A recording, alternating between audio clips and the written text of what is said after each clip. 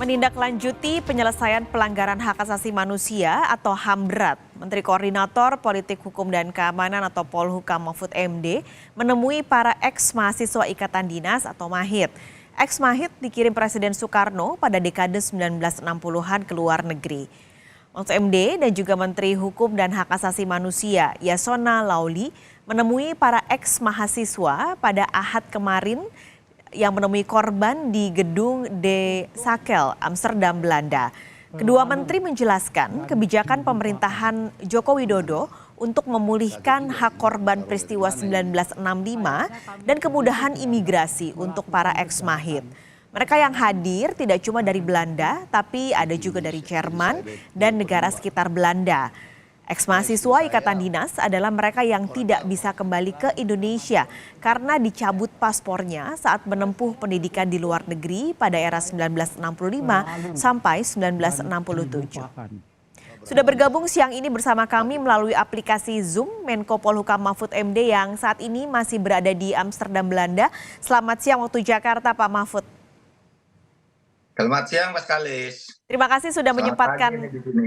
Ya, sudah masih jam 6 pagi, kita sudah jam 12 siang di sini Pak Mahfud, tapi kita mau update sedikit. Pak Mahfud sudah bertemu dengan beberapa eksil kemarin di Belanda. Apakah sudah mendapatkan kata sepakat Pak antara pemerintah dan juga mereka yang hadir kemarin?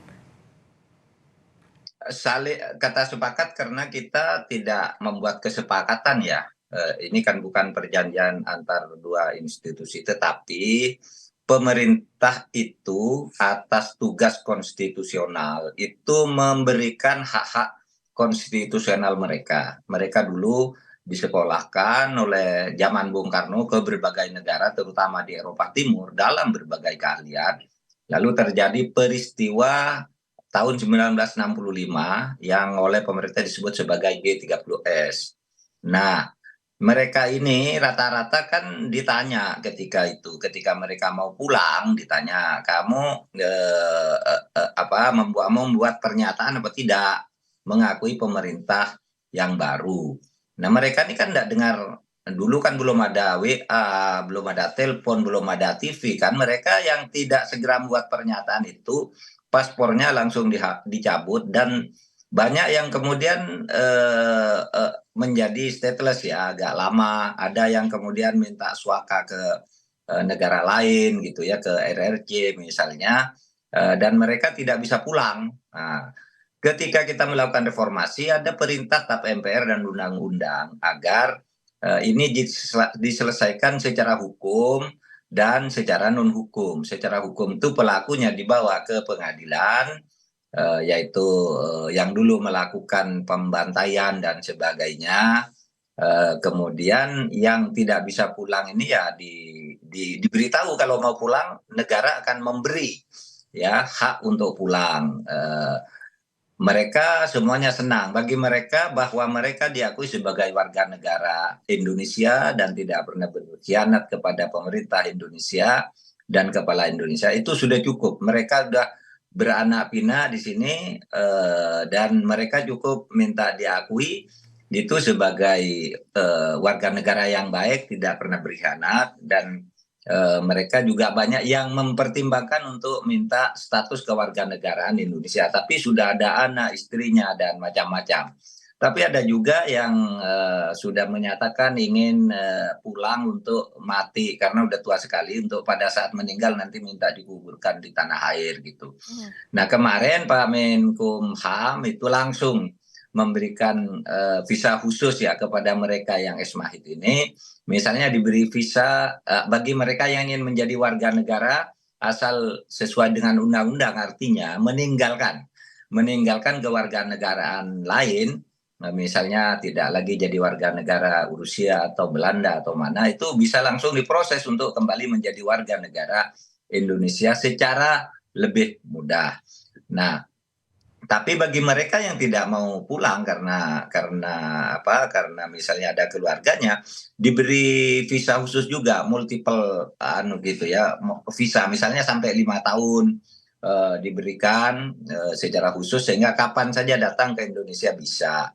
Nah, itu yang kita lakukan, Pak Kalis. Jadi kita tidak membuat kesepakatan apapun karena ini bukan perundingan. Nah, kalau soal hukum ya itu sudah ada prosesnya sendiri bagi pelakunya, siapa yang dianggap bersalah dan sebagainya sedang dalam proses hukum meskipun sebenarnya usia para pelaku ini sama dengan mereka juga, lebih banyak yang sudah meninggal gitu. Dan pada saat itu sudah jadi pejabat di Indonesia, kan sekarang sudah di atas 80 juga dan Ya. sudah tinggal sedikit yang tahu peristiwa itu gitu. Artinya Pak Mahfud, mereka yang minta dui kewarganegaraan tidak akan bisa diterima ya Pak? Oh, sampai saat ini kita sudah katakan kalau dui kewarganegaraan tidak boleh karena undang-undang kita menyatakan kewarganegaraan tunggal sampai saat ini. Sehingga itu belum dipertimbangkan sampai nanti ada undang-undang baru. Tetapi kalau minta visa untuk berkunjung kapan saja dan dengan perlakuan khusus gitu akan diberikan. Dan ini sih jumlahnya sudah tidak banyak gitu sehingga tidak akan terlalu merepotkan dan akan terdeteksi atau terkontrol, terlayani dengan baik lah, insya Allah. Perlakuan khusus di visa ini apa saja Pak Mahfud? Ya misalnya dia akan bisa lebih mudah mendapat pelayanan visa. Di situ sudah dikeluarkan surat Menkumham yang minta kemarin langsung diberikan gitu. Anda perlu apa langsung ke Dubes atau KJRI setempat gitu untuk segera mendapat pelayanan secara lebih cepat lalu diberi online untuk berhubungan yang cepat dengan Jakarta. Kalau Anda dipersulit di suatu tempat hubungi nomor telepon ini dan seterusnya gitu. Nah itu yang kita berikan kepada mereka. Kalau materi enggak apa namanya ya paling beberapa kemarin yang datang ke Indonesia kita beri tiket, kita apa namanya beri penginapan karena yang kemarin tuh diundang dalam satu acara kenegaraan gitu. Kalau Ya. informasi soal fasilitas PNBP 0 ini akan diberikan Pak Mahfud?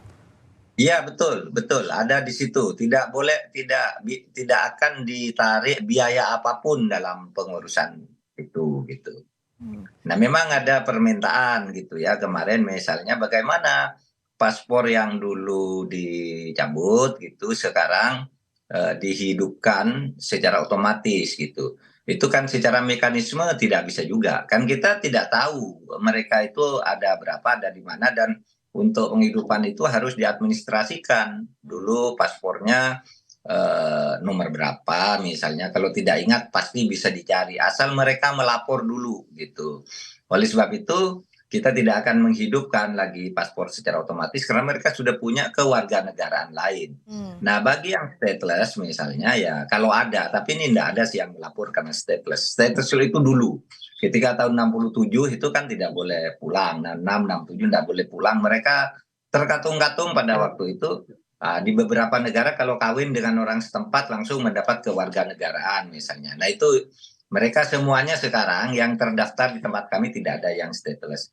Dan rata-rata umurnya adalah di atas 80 gitu. Umurnya di atas 80. Ada seorang tua yang sangat mengharukan juga kemarin yang dari Jerman itu datang nyopir sendiri ke Belanda dengan penuh kegembiraan dia merasa bersyukur bahwa dia diakui sebagai putra bangsa karena mereka tidak tahu apa yang terjadi tahun 65 66 itu apa. Mereka juga tidak tahu kegiatan komunis itu apa dan sebagainya gitu. Tapi pada waktu itu hanya tidak membuat surat pernyataan aja. Lalu paspornya langsung dicabut tanpa pertanyaan yang panjang gitu. Nah, mereka datang dari Jerman dan dia Ibu Sri ya. Ibu Sri itu langsung kita beri kemarin dia menangis di situ sangat gembiranya karena ya mereka cinta Indonesia, ingin ke Indonesia gitu. Tercatat ada berapa Pak Mahfud eksil korban pelanggaran HAM berat di luar negeri ini? Begini, yang berdasar laporan di sidang kabinet itu dari berbagai negara itu ada sekitar 130 yang masih hidup di berbagai negara gitu ya. Tetapi umumnya udah renta-renta, udah kadang-kala datang juga udah harus ada temannya yang menonton, ada anaknya dan sebagainya. Yang kemarin di Amsterdam itu yang mendaftarkan untuk hadir dan mendengar penjelasan dari pemerintah itu ada 59. Tetapi kemudian yang tercatat datang karena kemudian dari berbagai negara sekitar itu ada yang ingin ikut dan mendengar, ya kita tampung juga. Hmm, Dan mereka kan sudah punya identitas-identitas resmi dari negara-negara yang bersangkutan sehingga kita mudah mengenali gitu. oke. Itu Ini nanti berarti tadi ada sekitar 60-an yang hadir, sisanya Pak Mahfud ya. akan bertemu juga di negara lain, Pak? Saya hari ini akan ke Praha. Oke. Ini saya di Amsterdam nih, sebentar lagi 1 jam lagi saya akan terbang ke Praha menemui lagi beberapa orang di sana. Ya mungkin puluhan juga ya Hmm, di Praha. Nah, kan ini ada yang di Hongaria, ada yang di Swiss, ada yang di Paris dan sebagainya. Di Rusia, di Moskow juga yang kemarin undang itu ada beberapa orang juga yang datang ke Indonesia. Ada yang mewakili dari Moskow, tapi di sana ada beberapa orang juga sisa. Maka mereka gini, kita nyebutnya ex-mahit, hmm. ex-mahasiswa ikatan dinas. Tetapi ada beberapa yang mereka pada waktu itu menjadi pengusaha, bekerja dan sebagainya itu sehingga mereka minta jangan sebut ex-mahit lah gitu. Hmm. Eh, Istilah yang diminta istilah lain karena tidak semua mahasiswa, mereka juga ada yang sudah profesionalnya diakui oleh dunia internasional. You bayangkan tuh yang datang-datang kemarin tuh ada profesor di beberapa perguruan tinggi. Mereka dulu kan disekolahkan oleh Bung Karno untuk membangun negara di dalam berbagai keahlian. Ahli listrik, ahli air, ahli koperasi, ahli apa, sekolah semua. Terus nggak bisa pulang karena mereka memang dulu dipilih dari orang-orang yang pinter-pinter, banyak yang melamar menjadi dosen di perguruan tinggi, bekerja di tempat-tempat baik, dapat pekerjaan sesudah mendapat paspor, mendapat kewarganegaraan di negara-negara di mana dia kemudian minta suaka semula gitu. Oke. Nah, itu yang terjadi. Tapi semuanya ini sudah lebih dari 50 tahun yang lalu, Pas Hmm. Kalis, sehingga kita harus kembali bangsa ini bersatu gitu Oke. ya. Terakhir Pak, ini tentu harapan tadi Pak Mahfud bilang bahwa satu warga negara kita bisa bersatu dengan beberapa permintaan. Sempat membaca juga Pak, saya ada permintaan dari mereka ini untuk bisa pemberbaruan Pak untuk pelajaran soal HAM ini. Apakah sudah dijawab oleh pemerintah soal permintaan itu Pak? Ya, kalau itu memang sudah menjadi rekomendasi dari PPHAM ya, yang berdasar Kepres nomor 17 itu, bahwa pelajaran HAM itu diperluas di institusi-institusi pemerintah, di TNI, Polri, di perguruan tinggi. Tapi mungkin yang lebih banyak ditanya itu, apakah tidak ada usaha penulisan sejarah, pelurusan sejarah? Hmm, Saya menjawab, pelurusan sejarah itu tidak mungkin bisa diterima oleh semua pihak kalau dibuat oleh pemerintah. Oleh sebab itu, saya mengatakan nih, mewakili pemerintah, penulisan sejarah itu dipersilahkan, tapi bukan negara yang menyimpulkan tentang peristiwa itu siapa. Kan masing-masing orang punya punya tulisan. Misalnya Pusat Sejarah Habri punya, lalu Cornell Paper itu Anderson juga punya. Kemudian kalangan NU juga punya sejarahnya sendiri. Pak Taufik Abdullah juga pernah diminta menulis sejarah. Jadi tidak sama persis hasilnya, sehingga saya katakan tidak mungkin kalau negara itu bercerita, mengambil cerita tentang sejarah. Oleh sebab itu negara, dalam hal ini pemerintah, di dalam sidang kabinet terbatas yang dihadiri oleh Pak Mendikbud waktu itu Pak Nadiem, akan menyediakan biaya penulisan sejarah, tetapi hasilnya itu hasil sebagai ilmu, bukan sebagai pandangan negara. Siapapun boleh minta beasiswa atau biaya penelitian dengan proposal yang jelas, itu akan disediakan oleh pemerintah. Silakan tulis sejarah berdasar metodologinya masing-masing hmm, dan hasilnya langsung disebarluaskan kepada masyarakat. Karena sejarah itu kan bisa saja siapa yang nulis hasilnya beda. Waktu ditulisnya berbeda, hasilnya beda.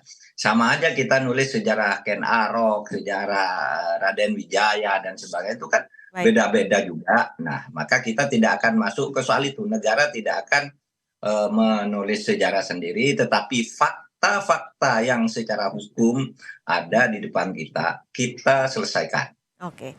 Pak Mahfud, Betul. terima kasih banyak sudah berbagi cerita bertemu Ya. dengan warga negara di sana. Selamat melanjutkan tugas kembali Pak Mahfud, sehat-sehat Pak. Ya.